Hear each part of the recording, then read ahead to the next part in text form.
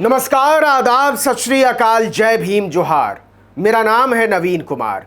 देश की राजधानी दिल्ली में संसद से चंद कदमों की दूरी पर दिल्ली पुलिस के माथे पर नाच रहे थे दंगाई और तमाशा देख रही थी पुलिस, क्योंकि उन दंगाइयों का नेतृत्व भारतीय जनता पार्टी का एक नेता कर रहा था। उस नेता का नाम है अश्विनी उपाध्याय। अश्विनी उपाध्याय दिल्ली बीजेपी के पूर्व प्रवक्ता हैं और सुप्रीम कोर्ट के वकील हैं। उनकी अगुवाई में आई दंगाइयों की भीड़ खुलेआम नारे लगा रही थी कि इस देश में अगर रहना होगा तो जय श्री राम कहना होगा।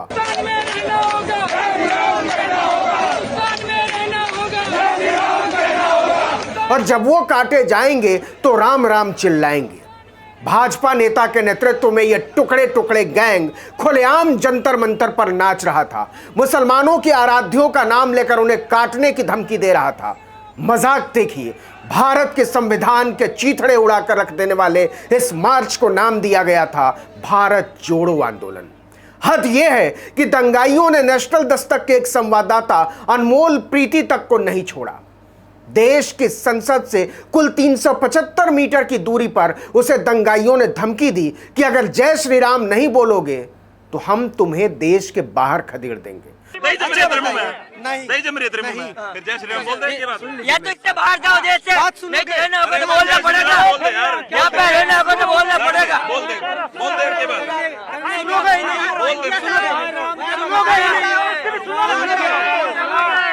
मेरी बात सुनिए, मेरा मन करेगा तो बोल दूंगा, लेकिन आप लोग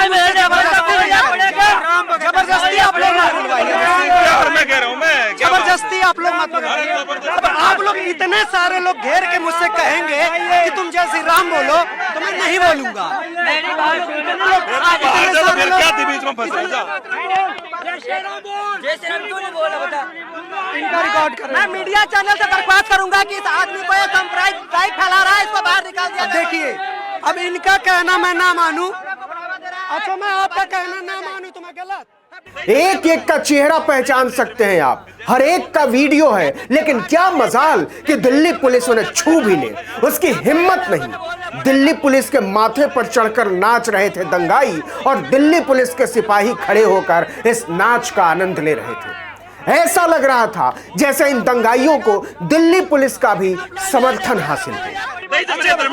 नहीं फिर जय श्री राम बोल दे ये बात। या तो इससे बाहर जाओ देश से, नहीं तो रहना होगा तो बोलना पड़ेगा। यहाँ पे रहना होगा तो बोलना पड़ेगा। बोल दे ये बात। दंगाइयों, गुंडों और मवालियों का यह नंगा नाच उस जगह पर हुआ जहां अन्नदाताओं को, किसानों को बसों में गिन कर लाया जाता है और गिन कर वापस भेजा जाता है। 200 किसान से एक किसान ज्यादा नहीं हो सकते और उनकी घेरेबंदी के लिए उनसे ज्यादा पुलिस तैनात होती है। 200 किसानों के जंतर मंतर पर बैठने के लिए भी दिल्ली पुलिस ने तमाम तरह के नाटक किए थे। किसान नेताओं को नाको चने चबवा दिए थे, कहा था कि दिल्ली के उपराज्यपाल से इजाजत लेकर आओ।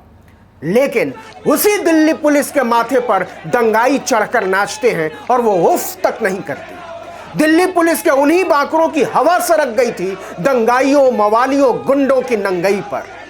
जो सबसे बड़ा मजाक है वो ये कि भाजपा नेता अश्विनी उपाध्याय ने इस कार्यक्रम के लिए कोई अनुमति नहीं ली थी।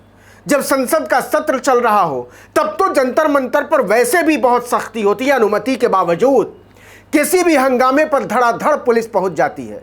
लेकिन बिना अनुमति के अगर दंगाई हिंदू धर्म से वास्ता रखते हों, मुसलमानों को काट डालने का ऐलान करने आए हों, उनके पीर फकीरों को अपशब्द कहने आए हों, तो उसी दिल्ली पुलिस के अफसर उन पर हाथ डालने में थूक गटकने लगते हैं। दिल्ली पुलिस के कारिंदे खड़े होकर भारत के लोकतंत्र, संविधान के अध्याय और कानून के चिंदियां उड़ाए जाने का मजा लेते हैं।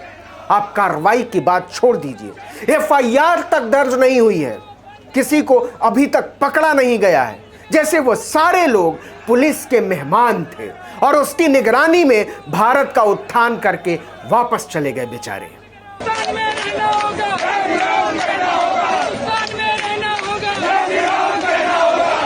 जरा याद कीजिए, जेएनयू में लगे टुकड़े टुकड़े नारे पर टीवी के संपादकों का कलेजा फट गया था। बड़े बड़े एंकर चिल्ला रहे थे कि गिरफ्तार करो उनको। छात्र संघ अध्यक्ष कन्हैया कुमार की गिरफ्तारी पर कुछ एंकर तो इस कदर बावले हुए थे कि लगा स्क्रीन तोड़कर बाहर ही आ जाएंगे। आप याद कीजिए नताशा नरवाल और देवांगना कलिता की गिरफ्तारी पर उनकी प्रतिक्रियाएं कैसी थीं। याद कीजिए सफूरा जरगर को लेकर उनकी वाहियात टिप्पणियां।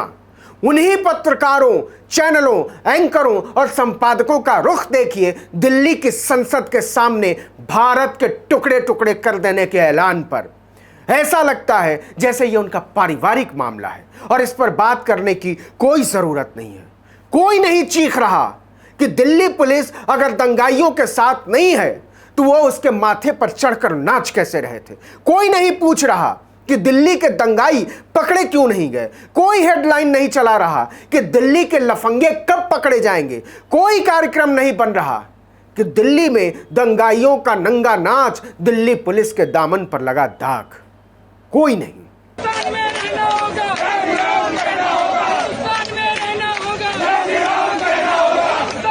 हमने सुना है कि पड़ोसी देश में तालिबानियों का राज आ गया है। कानून को रौंदते हुए वो तालिबानी पुलिस और सुरक्षा बलों के माथे पर नाच रहे हैं, मौत का नंगा खेल खेल रहे हैं। दिल्ली शहर में भी वही हुआ है। हिंदुत्व के तालिबानियों ने दिल्ली पुलिस के इकबाल को धुआं कर दिया है। उन्होंने इस देश के मुसलमानों को चुनौती नहीं दी है, इस देश के अल्पसंख्यकों को धमकी नहीं दी है, इस देश के लोकतंत्र को रौंदने की धमकी दी है, इस देश के संविधान को रौंदने की धमकी दी है, इस देश को कानून को रौंदने की धमकी दी है, वो भी खुलेआम।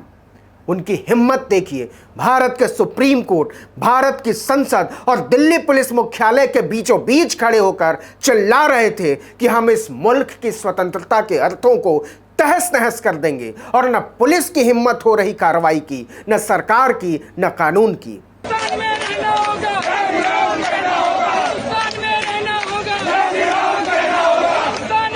कल्पना कीजिए इन दंगाइयों की जगह किसान होते, छात्र होते, नौजवान होते तो क्या होता। पुलिस ने उन्हें रौंद डाला होता और टीवी चैनल के सुंदर सुंदर एंकर चिल्ला रहे होते, किसानों नौजवानों ने दिया कानून को धोखा, दिल्ली पुलिस ने संभाले हालात। अभी सब शांति है, किसी को कोई फर्क नहीं पड़ता। लेकिन इतिहास दर्ज कर रहा है कि जब दंगाई दिल्ली के माथे पर चढ़कर नाच रहे थे तो पुलिस के अफसरान इस तमाशे का मजा ले रहे थे। इस वीडियो में इतना ही, लेकिन अगर आपने आर्टिकल 19 इंडिया को अब तक सब्सक्राइब नहीं किया तो फौरन कर दीजिए, बेल आइकॉन दबाइए, घंटी जैसी आकृति लाइक कीजिए और कमेंट करके बताइए हमारा वीडियो आपको कैसा लगा। ज्यादा से ज्यादा लोगों के बीच हमारे वीडियो लिंक्स को शेयर कीजिए, साझा कीजिए। नमस्कार।